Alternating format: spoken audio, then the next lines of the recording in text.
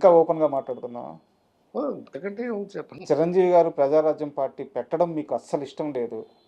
నేను ఆయనతోనే చెప్పేవాడిని అండి. ఉమ్, మాకు అప్పుడప్పుడు ఏం చేశానంటే సరదాగా మా ఫ్రెండ్స్ అంతా ఉన్నప్పుడు, ముఖ్యంగా మెయిన్ ఫ్రెండ్స్ ఉన్నప్పుడు, బాపినేడు గారు కానీ నేను కానీ మేమంతా ఉన్నప్పుడు డిబేట్ లాగా పెట్టేవాడు. ఉమ్, ఏమైనా నేను చేస్తే పాలిటిక్స్లోకి వెళ్తే ఎలా ఉంటుంది, వెళ్ళకపోతే ఎలా ఉంటుంది ఉమ్, అని ఇలా డిస్కస్ చేసుకునేవాడు. నేను మొదటి నుంచి చెప్పాను, నీకెందుకు, ఉమ్, వై, నీకు రావాల్సిన ఆదరణ వచ్చేసింది, um, you can make your star maker, నువ్వెందుకు ఇప్పుడు పాలిటిక్స్లోకి వెళ్ళాల్సిన అవసరం ఏముంది నీకు ఉమ్, అనేసి నాకు నాకు ఇష్టం లేదు యాక్చువల్గా. సార్ సో బట్ హీ ఆయనకి ఇష్టం, వెళ్ళాడు, కావాలనుకున్నారు, చేశారు, రిజల్ట్ చూశాను కదా, సార్ అదే విషయం. చివరిసారిగా ఎప్పుడు కలిసారు చిరంజీవి గారిని? మేము రెగ్యులర్గా కలుస్తూనే ఉంటామండి. సార్ మా అబ్బాయి పెళ్ళికి వచ్చారు, మా అమ్మాయి పెళ్ళికి వచ్చారు, వాళ్ళ ఇంట్లో ఏదైనా ఫంక్షన్ ఉంటే, మెయిన్ ఫంక్షన్లు ఉంటే అన్నిటికీ వచ్చాం, చరణ్ పెళ్ళికి వెళ్ళాం, ఉమ్, అలా ఫంక్షన్స్ ఏమంటే కలుస్తూ ఉంటాం. కాకపోతే మా ఎలక్షన్స్, మా అసోసియేషన్ ఉంది కదా, ఉమ్. వాటి యాక్టివిటీస్లోనూ అన్నిట్లో కలుస్తూనే ఉంటాం. ఎలాగో వాళ్ళ ఫ్యామిలీ ప్రస్తావన వచ్చింది కాబట్టి, ఒక చిన్న పిల్లాడు మీ ఇంట్లో అప్పుడప్పుడు వచ్చి అల్లరి చేస్తా, అతను డ్యాన్సులు నేర్చుకుంటా, మిగతా హీరోగా కావాలి ఏవేవి నేర్చుకోవాలో అన్నీ నేర్చుకుంటా చాలా అల్లరిగా ఉండేవారు. ఆ పిల్లాడు మీ ఇంట్లో చాలాసార్లు తిరిగారు, మీ కొడుకుతో కలిసి పెరిగాడు. ఈరోజు పాన్ ఇండియా బిగ్గెస్ట్ స్టార్ అయి ఉన్నాడు. ఎవరా హీరో గుర్తున్నారా? అర్జున్, అల్లు అర్జున్. అల్లు అర్జున్. ఆడును మా అబ్బాయి ఒకే ఏజ్, ఉమ్, ఇద్దరు ఒకేసారి స్కూల్కి వెళ్ళేవారు, ఇద్దరు ఒకే స్కూలు. తర్వాత ఇద్దరు డ్యాన్స్కి పంపించేవాళ్ళం, ఉమ్, ఇద్దరు జిమ్నాస్టిక్స్ పంపించాను. ఉమ్. అది ఆ పైన ఉందే ఫోటో, సార్ అది కూడా చరణ్ గారు పుట్టినప్పుడు ఆ ఫోటో అది. ఓకే ఆయన చిరంజీవి గారే ఫ్రేమ్ కట్టించి పంపించాడు మా ఇంటికి, ఓకే మా అమ్మాయి మా అబ్బాయి ఓకే. చరణ్ గారు పుట్టినప్పుడు. వాళ్ళ పిల్లలు చాలా క్లోజ్గా ఉంటారు. ఉమ్. బాగా అల్లరి చేసేవారండి చిన్నప్పుడు? చేసాడు, బాగా అల్లరి చేసాడు. అందరూ ఆడిగా మా అబ్బాయిని నేను తీసుకెళ్ళి నలంద స్కూల్లో పెట్టాను. ఉమ్, ఆ నలంద రాజు గారు మా నాన్నగారికి బాగా క్లోజ్ ఫ్రెండ్.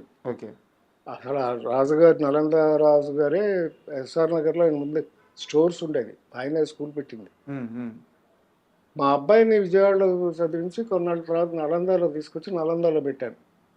అక్కడైతే ఆయన రాజుగారు బాగా ట్రైన్ చేస్తాడు. ఉమ్, నేను మా అబ్బాయిని పెట్టానని చూసి అప్పటికేంటంటే ఊటీలో చదివిస్తున్నాడు చరణ్ని. ఉమ్, ఊటీలో సరిగ్గా చదవట్లా, ఉమ్, చరణ్ చదవట్లేదు, రాణా చదవట్లేదు. సరే వాళ్ళని ఏం చేద్దామని ఆలోచిస్తుంటే అప్పుడు నన్ను అడిగారు, నువ్వు ఎక్కడ పెట్టావు? నేను నలంద రాజుగారి దగ్గర పెట్టాను, కావాలంటే తీసుకెళ్ళి జాయిన్ చేస్తానంటే తీసుకెళ్ళి అప్పుడు నలంద రాజుగారి దగ్గర చరణ్ని రాణాని పెట్టారు. ఉమ్. పెడితే అక్కడ కాడికి వచ్చి బాగుపడ్డారు వాళ్ళిద్దరూ తోడుదంగలు కదా. తోడుదొంగలు. అట్లా పిల్లలు చిన్న వయసులో అలాగే. కానీ ఆ కాన్వెంట్స్ ఏమైపోయింది, ఊటీ కాన్వెంట్స్ డిసిప్లిన్ లేకపోవడం, కొంచెం డ్రగ్స్ గిగ్స్ కూడా ఛాన్స్ ఎక్కువ ఉన్నాయి. ఓకే. అందుకని తీసుకొచ్చేసారు. కాన్షియస్గా ముందే మేల్కొన్నారు. మేలుకుని ముగ్గురిని అక్కడి నుంచి తీసుకొచ్చి, నేను వీళ్ళని పెట్టానని, మా అబ్బాయిని పెట్టానని వాళ్ళని కూడా తీసుకొచ్చేసారు. సార్ తీసుకొచ్చి ఇక్కడ నలందాలో జాయిన్ చేశారు రాజుగారి దగ్గర. మీరు కానీ, చిరంజీవి గారు కానీ, సుధాకర్ గారు కానీ, ప్రసాద్ బాబు గారు కానీ, మీరంతా కూడా ఒక గ్రూపు. అయితే మీకు ఆయన సినిమాలు ఇచ్చారు, అవసరం వచ్చిన ప్రతిసారి ఆయన ఫ్రెండ్స్తో నిలబడ్డారు. బట్ ఎందుకు చిరంజీవి గారి మీద ఎందుకు ఇంకా ఒక నెగిటివ్ క్యాంపెయిన్ చేస్తూ ఉంటారు? ఎవరు చేశారు? ఆయన ఫ్రెండ్స్కి సహాయం చేయలేదు, నిర్మాతలను పట్టించుకోలేదు. ఎవరన్నారు అసలు? బయట చాలా ఉన్నాయి సార్. సుధాకర్ గారికి అన్యాయం చేశారంటారు. సుధాకర్ బాగోని రోజు కూడా హాస్పిటల్కి వచ్చి హెల్ప్ చేసింది చిరంజీవి సార్. హరిప్రసాద్ గారు చనిపోయినప్పుడు కూడా హాస్పిటల్కి వచ్చింది చిరంజీవి సార్. ఫస్ట్ నేను వెళ్ళాను సార్. అసలు ఆ రోజే చాలా ఇన్సిడెంట్ జరిగింది. హరిప్రసాద్కి ఆల్రెడీ ప్రజారాజ్యం పార్టీలో పనిచేయాలని ఇంట్రెస్ట్ ఉంది సార్, నిలబడాలని తనకు ఉంది.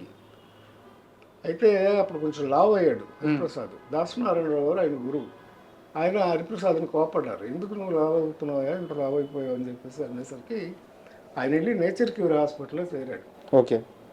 అంటే ప్రకృతి వైద్యం చేయించుకుని ఒళ్ళు తగ్గించుకుందామని వెళ్ళాడు. ఉపవాసంలో ఉన్నాడు వారం రోజులు. ఓకే. తిరుపతిలో ఫంక్షన్ జరిగింది. చిరంజీవి పార్టీ అనౌన్స్ చేశాడని ఆ రోజు TV9 వాళ్ళు నాకు ఫోన్ చేశారు, హరిప్రసాద్కి ఫోన్ చేశారు, సుధాకర్కి ఫోన్ చేశారు. మా ముగ్గురిని కలిపి ఒక షో చేద్దామని. సార్. నాకు అప్పుడు కుదరలేదు, షూటింగ్ ఉంది ఆ రోజు, నాకు కుదరలేదు, సుధాకర్కి కుదరలేదు. ఈ నేచర్ క్యూర్ హాస్పిటల్ నుంచి హరిప్రసాద్ స్టూడియోకి వెళ్ళాడు. స్టూడియోలో ఇంటర్వ్యూ చేస్తూ చేస్తూ అలాగే పడిపోయాడు. లైవ్లోనే Spot it, live లో. తర్వాత వెంటనే చిరంజీవి గారు తిరుపతి నుంచి రాగానే వెంటనే వచ్చేసారు. అరవింద్ గారు, చిరంజీవి గారు, నేను అందరి దగ్గరుండి, అప్పుడు సంజీవ్ రెడ్డి నగర్లోనే ఉండేవాడు హరిప్రసాద్. నెక్స్ట్ ఫైనాన్షియల్గా కూడా డబ్బు అరేంజ్ చేసి నా చేతికి ఇచ్చి అన్ని ఖర్చులు నన్ను చూసుకోమన్నారు. నేనే చూసుకున్నాను. అప్పుడు అన్నీ చేసాం. సుధాకర్ కూడా హెల్త్ బాగున్నప్పుడు అన్నీ చిరంజీవి గారు చూసుకున్నారు. సార్. అది ఎవరు అలాంటి టాక్ లేదు, నేను ఎక్కడా వినలేదు. సార్. నన్ను ఎవరు అడగలేదు కూడా. సార్. మనం చేసామా లేదా, ఆయన బిజీ అయిపోయాడని వెళ్ళటం మానేసాం, కానీ లేకపోతే అలాంటి ఏమీ లేవు నాకు తెలిసి. Sir. Is very good at helping. ముఖ్యంగా ఆయన బయటికి చెప్పుకోరు, కానీ ఎరంక్ శర్మ గారు అని మరి చెప్పాను, అంతలో చిలకమ్మ చెప్పింది, కుక్క కాటుకు చెప్పింది, అవన్నీ చేశారు. అర్లీ డేస్లో చిరంజీవికి బాగా ఎంకరేజ్మెంట్ ఇచ్చాం. నేను ఎరంక్ శర్మ గారు చెప్తేనే బాలచంద్ర గారు వేషం ఇచ్చారు. ఓకే. ఇది కథలు. సార్. ఆయన లాస్ట్ డేస్లో కొంచెం చాలా ఇబ్బందులు పడ్డారు. వైఫ్ చనిపోయి డబ్బులు లేకుండా ఇబ్బంది పడుతుంటే నాకు ఫోన్ చేశారు ఆయన, ఎరంక్ శర్మ గారు.